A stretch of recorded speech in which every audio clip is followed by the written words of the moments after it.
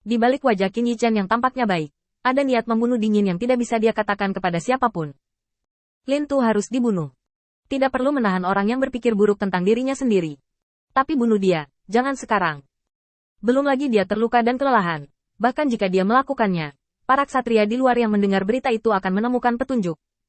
Keputusan untuk mengambil tindakan sekarang benar-benar terlalu bodoh. Qin Yichen menatap langit dengan ringan, dan menerima niat membunuh yang dingin. Mengambil keuntungan dari momen terganggu Lin Tu, dia menyuntikkan energi spiritual ke Laut Qi dan Tian Lin Tu. Karena kekuatan sembrono bukanlah lawan Anda, maka Anda, seperti saya, tidak dapat mengerahkan kekuatan penuh Anda. Dengan tangan dan kakinya siap, Qin Yichen mengangkat Lin Tu dengan kabut hitam dan terbang ke langit. Keduanya tiba-tiba muncul di samping Qin Yichen, tampak ragu-ragu. Apakah itu kamu? Mengapa pertempuran pecah di sini sebelumnya? Qin Yichen menggelengkan kepalanya. Iblis dari luar langit. Ada setan dari luar langit yang menerobos masuk ke dalam gua. Dia bertarung melawan Lin Tu. Untungnya, Lin Tu kuat dan memaksa iblis dari luar langit pergi. Aku tidak cukup kuat untuk berpartisipasi dalam pertempuran seperti itu, jadi aku hanya bisa melihatnya bertarung. Untungnya, Lin Tu tidak ada hubungannya. Setelah mengatakan itu, Qin Yichen menyerahkan Lin Tu kepada mereka berdua. Tiba-tiba, rasa sakit yang menusuk menghantam kepalanya. Qin Yichen tidak bisa menahan diri, dan seteguk darah menyembur keluar. Tubuh ini telah mencapai batasnya, dan tidak ada cara untuk bertahan lebih lama lagi. Perubahan mendadak itu mengejutkan mereka berdua, dan mereka memandang Qin Yichen dengan sedikit lebih waspada. Qin Yichen berpura-pura tenang dan menyeka noda darah dari sudut mulutnya. Saya tertangkap setelah pertempuran, dan tidak ada yang bisa saya lakukan. Setelah penjelasan sederhana, Qin Yichen juga mundur beberapa langkah. Lin Tu juga akhirnya pulih dari pemboman formasi 3000 pedang, menjelaskan masalah sebelumnya kepada keduanya, dan kemudian memandang Qin Yichen. Lupakan saja kali ini. Lin Tu yakin bahwa kata-katanya sebelumnya pasti didengar oleh Wan. Tapi sekarang, dia tidak mau mengakui kata-katanya sebelumnya. Karena betapa dia telah menerima kebaikan, keinginan. Terutama tindakan Qin Yichen membawanya dari tanah ke langit bahkan lebih mengesankan. Dan alam kedua belah pihak tidak pada tingkat yang sama. Saya harus mengatakan bahwa kali ini Lin Tu dengan tulus merasakan kegagalannya. Apakah itu konfrontasi dengan iblis dari langit? Dia terkejut di mana-mana. Dan dia benar-benar dikalahkan bahkan ketika dia berhadapan dengan sesama ksatria. Pola, volume, kegagalan total. Hati yang hilang yang ingin dia ambil dan Fang telah terungkap. Dalam keadaan seperti itu, masih bersedia membantunya. Meskipun sangat sepele, Lin Tu tahu betul bahwa dia mungkin tidak mempelajari ini dalam hidupnya. Toleransi. Memutar kepalanya paranoid, Lin Tu tidak ingin melihat Qin Yichen lagi. Bawa aku kembali. Aku akan melaporkan masalah ini kepada Tuan Kecil, agar tidak menyebabkan kerugian yang lebih besar bagi iblis dari langit.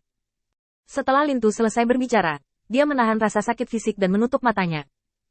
Melihat bahwa Qin Yichen dalam keadaan buruk, keduanya menyarankan kepada Qin Yichen karena kebaikan.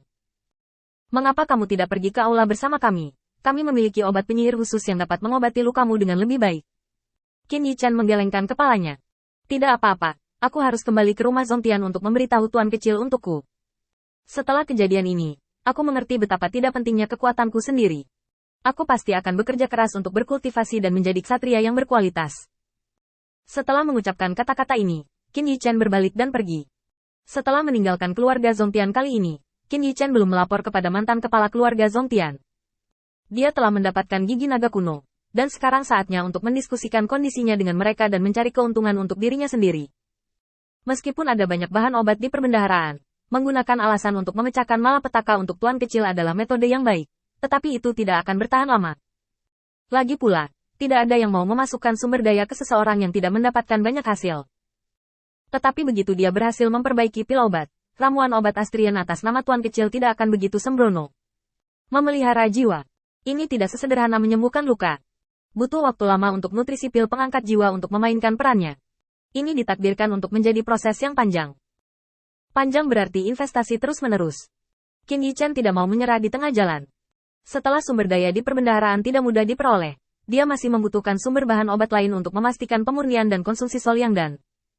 Setelah mengambil beberapa napas dalam-dalam, Qin Yichen menekan aura gelisah di tubuhnya. Setelah dia meninggalkan pandangan beberapa orang, dia menemukan tempat untuk duduk bersila dan sedikit tenang. Tidak banyak tinggal di sini, Qin Yichen kembali ke rumah Zongtian. Orang pertama yang menemukan Qin Yichen adalah pemilik keluarga Zongtian saat ini. Sangat disayangkan bahwa Qin Yichen memenuhi syarat untuk lancang di depannya karena perilakunya yang melanggar janjinya di pagi hari. Setelah menyapa pelayan kecil untuk pergi, dia kembali ke halaman dan duduk bersila. Patriark Zongtian sangat marah sehingga hatinya penuh amarah. Tapi sayangnya, dia tidak bisa berbuat apa-apa. Setelah menggertakkan giginya untuk sementara waktu, Patriark Zongtian melepaskan amarahnya dan malah memerintahkan. Ayo, kalau ada perintah bisa langsung dikerjakan. Jangan sampai ada kesalahan, dan tidak perlu lapor ke saya. Meninggalkan kata-kata ini, Patriark Zongtian pergi. Di dalam rumah, Qin Yichen memejamkan mata dan menyesuaikan tubuhnya. Dalam pertempuran hari ini, Qin Yichen dapat dianggap telah mencoba memahami batas atas kekuatannya sendiri, dan dia dapat bersaing dengan para ksatria dari sekte pembunuh dewa. Tetapi dia harus berusaha sekuat tenaga, dan harganya tinggi. Qin Yichen jelas tidak puas dengan batas atas seperti itu. Orang yang paling ingin dia temui sekarang adalah lelaki tua berambut putih. Hanya melalui dia dapat mengkonfirmasi masalah kerjasama dengan mereka, dan dia bisa mendapatkan bahan obat yang dia inginkan. Saat langit berangsur-angsur menjadi gelap, Qin Yichen tiba-tiba membuka matanya dan muncul di langit dari udara tipis. Pria tua berambut putih itu sedikit terkejut, tetapi itu juga yang dia harapkan. Setelah melihat Qin Yichen dengan hati-hati, dia mengatakan itu. Ikutlah denganku, orang yang ingin bertemu denganmu. Qin Yichen mengangguk diam-diam dan mengikuti lelaki tua berambut putih itu ke gunung di belakang rumah Zongtian. Melihat susunan hukum yang padat di bawah kakinya, Qin Yichen akhirnya mengerti mengapa Patriark Zongtian tahu bahwa Patriark sebelumnya masih hidup, tetapi dia menolak untuk memotong rumput. Bukannya aku tidak mau, tapi aku tidak punya kemampuan. Lingkaran sihir di dunia ini sangat banyak dan kompleks, dan begitu setiap lingkaran sihir dipicu, kekuatannya tidak lebih lemah dari serangan sabuk kedua yang kuat. Ini juga ditakdirkan untuk dapat berperang dengan Patriark Zongtian. Setidaknya utusan 3 band. Berapa banyak orang seperti itu di keluarga Zongtian? Tambahkan hingga tidak lebih dari 10 orang. Di bawah premis tidak mengetahui situasi di balik gunung, jumlah orang ini jelas tidak cukup, dan bergegas ke depan pasti akan menderita kerugian besar. Tempat yang kamu pilih tidak buruk. Qin Yichen berkomentar dengan acuh tak acuh.